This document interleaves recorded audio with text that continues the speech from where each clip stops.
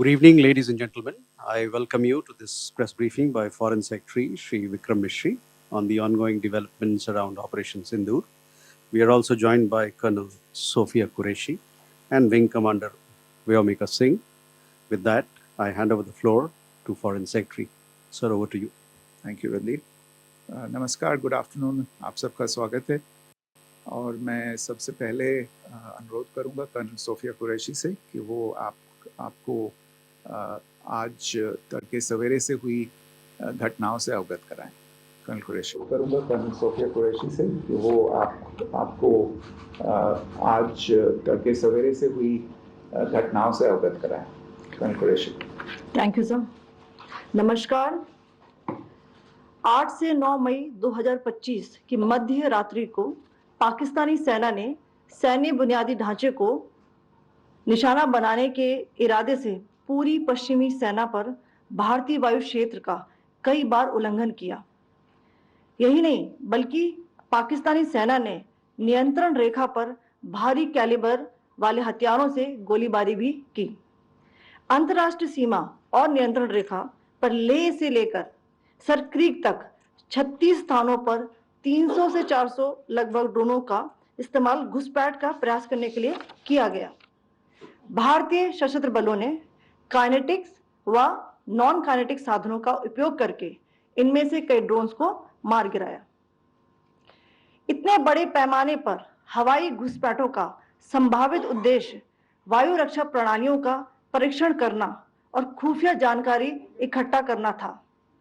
Drone के मलबे की फोरेंसिक जांच की जा रही है।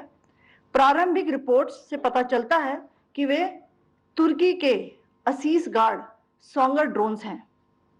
इसके उपरांत रात में पाकिस्तान के एक सशस्त्र यूएवी ने भटिंडा सैन्य स्टेशन को निशाना बनाने की कोशिश भी की, जिसे पकड़ा गया और उसे निष्क्रिय कर दिया गया। पाकिस्तानी हमले के जवाब में पाकिस्तान में 4 हवाई रक्षा स्थलों पर सशस्त्र ड्रोन्स लॉन्च किए गए। इनमें से एक ड्रोन एडी रडार को नष्ट करने में सक्षम रहा। पाकिस्तान ने जम्मू कश्मीर के तंगधार, उरी, पुंछ, मेंढर, राजौरी, अखनूर और उधमपुर में भारी कैलिबर आर्टिलरी गन और सशस्त्र ड्रोन्स का उपयोग करके नियंत्रण रेखा के पार गोलीबारी भी की, जिसके परिणाम स्वरूप भारतीय सेना के कुछ जवान हताहत हुए और घायल हुए।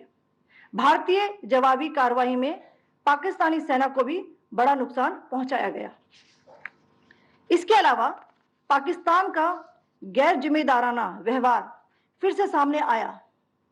7 मई 2025 को रात 8:30 बजे एक असफल अकारण ड्रोन और मिसाइल हमला करने के बावजूद पाकिस्तान ने अपना नागरिक हवाई क्षेत्र बंद नहीं किया। पाकिस्तान अपने नागरिक विमानों को ढाल के रूप में इस्तेमाल कर रहा है, जबकि उसे अच्छी तरह से पता है कि भारत पर उसके हमले से हवाई रक्षा की तीव्र प्रतिक्रिया होगी। यह भारत और पाकिस्तान के बीच अंतर्राष्ट्रीय सीमा के पास उड़ान भरने वाले अंतर्राष्ट्रीय उड़ानों सहित नागरिक विमानों के लिए सुरक्षित नहीं है। यहां स्क्रीन शॉट में पंजाब सेक्टर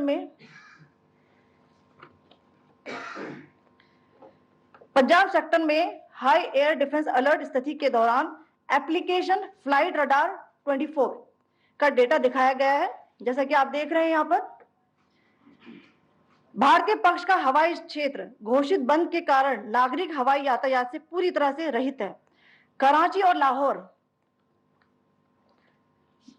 के बीच के हवाई अड्डे मार्ग पर नागरिक एयरलाइंस उड़ान भर रही है। हाई अलर्ट किया गया है विमान फ्लाइनेस एविएशन का एयरबस 320, जैसा कि आप यहां देख रहे हैं, जो कि शाम को 5:50 दमम से शुरू हुआ और रात को 9:10 लाहौर में उतरा। ये सारा डिटेल्स आप यहां देख रहे हैं, ये डिटेल्स यहां लिखा हुआ है। Can you see this?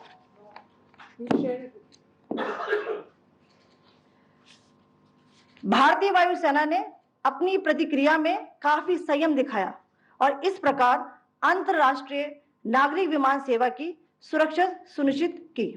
धन्यवाद। जय Hind.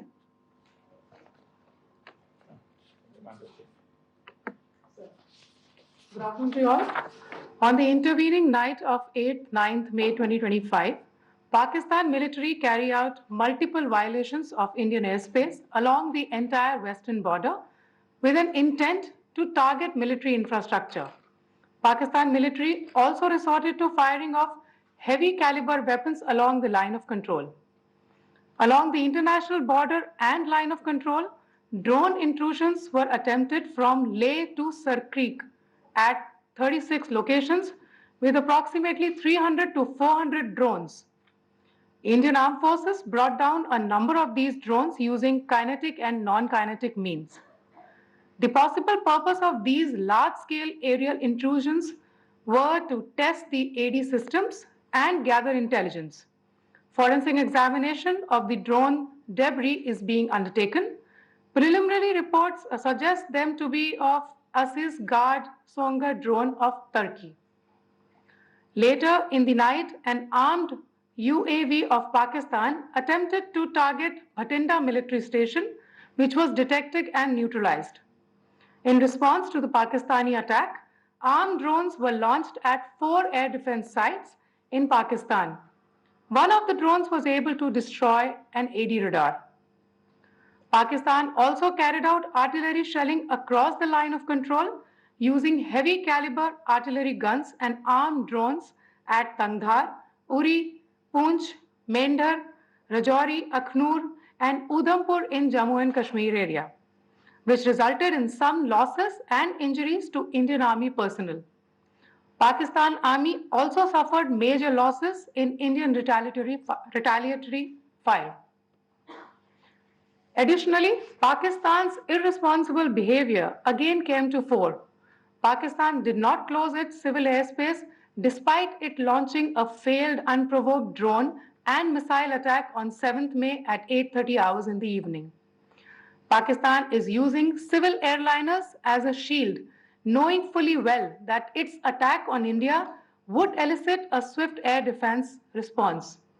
This is not safe for the unsuspecting civil airliners, including the international flights, which were flying near IB between India and Pakistan. The screenshot we just showed and we shall share with you, it shows the data of the application Flight Radar 24 during a high air defense alert situation in the Punjab sector.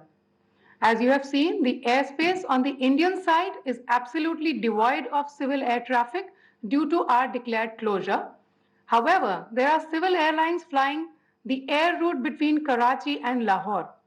Amongst the other civil aircraft that you can see, we have highlighted an aircraft which is Airbus 320 of Flynas Aviation, which was originated from Dammam at 1750 hours and landed later at Lahore at 2110 hours in the night. Indian Air Force demonstrated considerable restraint in its response, thus ensuring safety of international civil carrier.